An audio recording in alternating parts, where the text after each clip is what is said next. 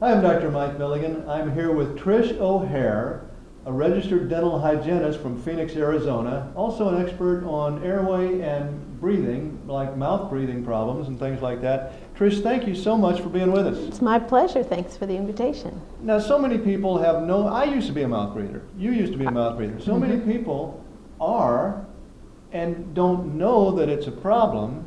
Tell us some of the problems with breathing through your mouth instead of your nose. Well, there are lots of problems, as you and I both know. It'll first of all dry your mouth out. You can have bad breath. Some things that people don't know is that it actually reduces how much oxygen reaches your brain and your muscles. And if you breathe through your nose, you'll actually get 18% more oxygen to your brain and your muscles than if you breathe through your mouth. Also, the mouth doesn't filter anything, so if you're having problems with allergy, and if there's viruses around, you're going to breathe those right into your lungs directly if you breathe through your mouth. You won't get any filtration. Sure. Well, now this affects this oxygen level. What percent did you say? You'll have 18% more oxygen reaching your brain because your nasal passages actually produce nitric oxide, which is what helps to convert that oxygen or allow it to be absorbed. Right. It changes the whole biochemistry of your body. So this affects your brain, your muscles, really every organ in your body. It really does, because when you're breathing through your mouth, your whole body is oxygen deprived. And if you think of small children, they need oxygen for brain development, and they need oxygen for getting a good night's sleep. Otherwise, they may sleep 10 hours straight, but they're not in a regenerative level of sleep. So they're going to wake up completely exhausted and What about adults? What does it do for them? For adults, they actually have a restless time sleeping and often waking up several times during the night. For me, I noticed that and didn't know it was the mouth breathing, and I bought 3 new mattresses, always taking one back because nothing changed how I was sleeping until I actually closed my mouth and started breathing through my nose, and then I didn't need a new mattress. I slept just fine. And then, of course, if you don't get your rest, it affects your whole day. Yes, and for kids, it affects how well they do in school. They become tired during the day. Their behavior problems that come up. For adults, they can be fatigued and go for that coffee and a piece of chocolate at 3 in the afternoon because they're just exhausted. So those are some of the signs. Well, why do people breathe through their mouth instead of their nose? How does this start? That's such a good question, because we're born to be nasal breathers, and infants, when they're born, can actually breathe through their nose and swallow at the same time. So there's not a problem there. But usually what happens are habits that can cause you to switch from nose breathing to mouth breathing. Thumb sucking, it pushes the tongue down, not necessarily that you're going to be an open mouth breather, but for infants who are tongue-tied, that's going to push them down. And when the tongue doesn't go up to the roof of the mouth, it makes swallowing difficult, and that then leads to the mouth breathing. Having allergies, asthma, a cold. For me, I remember back that I had a bad case of bronchitis, and I was so stuffed up I couldn't breathe. And after that, I always had to have water by my bed because I would wake up in the night with a very dry throat because of the mouth breathing. Well, the other thing is, if you do the mouth breathing and your adenoids and tonsils begin to swell, you get allergies, then it's a cycle. It's a vicious cycle, right? And then if you don't know you're supposed to breathe through your nose, you just get in the habit then of breathing through your mouth. And then you believe that it's impossible to breathe through your nose because you've always been breathing through your mouth. My older brother was a mouth breather his whole life, and no one ever even suggested that he should close his mouth and breathe through his nose. It was just, oh, he's a mouth breather, and people accepted it as normal, which it really isn't now. Changes your whole dentition, your arches get smaller, you get crowded teeth. So what do you do about it?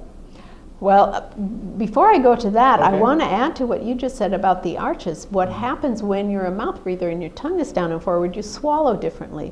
When your tongue's on the roof of your mouth, if you try it right now, which is where it's supposed to be. Exactly, when you swallow right now, the tongue pushes.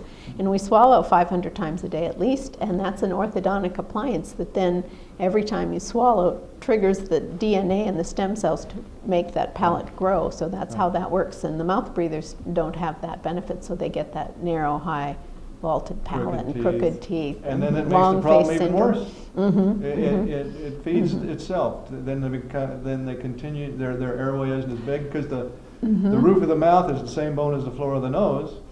So then it just continues to have you a narrow airway, but there are ways to correct that.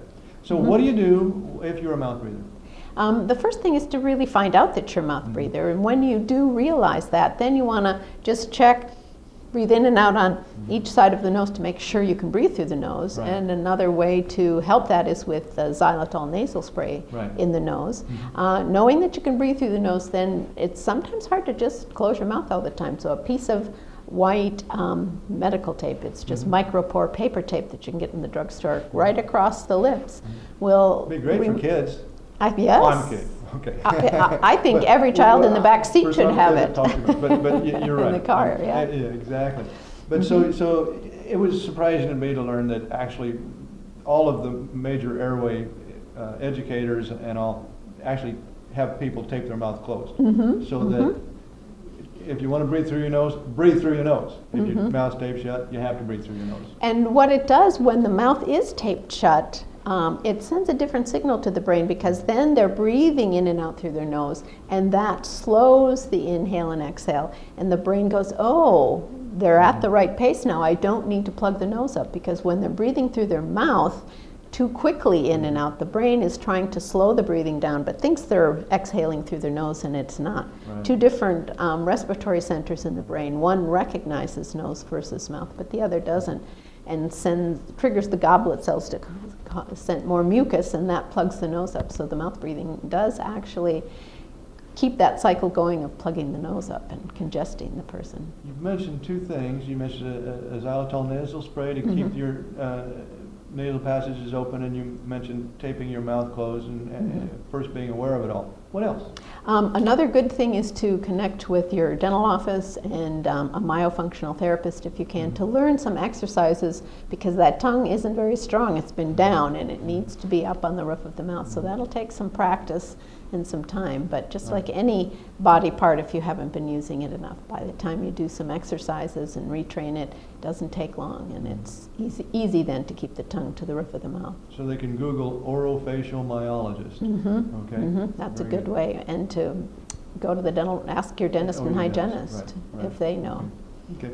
What if you just can't breathe through your nose? I mean, tape your mouth shut, you can't breathe through, you got a problem. Big problem. So what do you do if you can't breathe through your nose? Well, first thing, don't tape your mouth if you can't breathe through your nose. Okay, so don't do that. Okay. There's a quick way that the nasal spray will help to pull fluid out of swollen tissues. And then there's another quick trick you can do by just putting your fingers on your lips, take a little breath in through your nose, a little breath out, pinch your nose, hold your breath, bob your head up and down, count to 10 or 15. When you have to take a breath, keep your finger over your lips and take that breath in through your nose.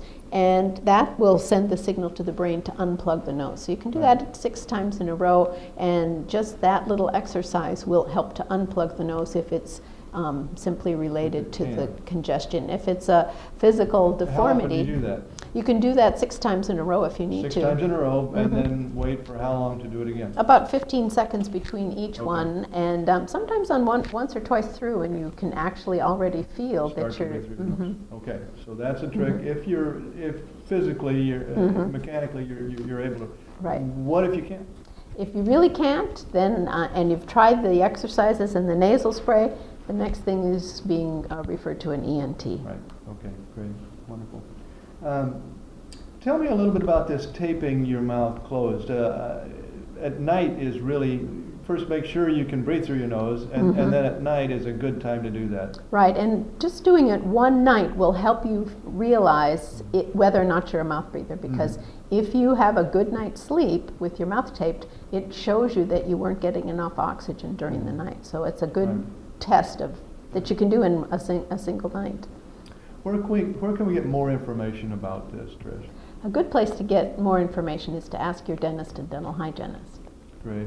Trish, thank you so much for being with us. My pleasure. Thank you.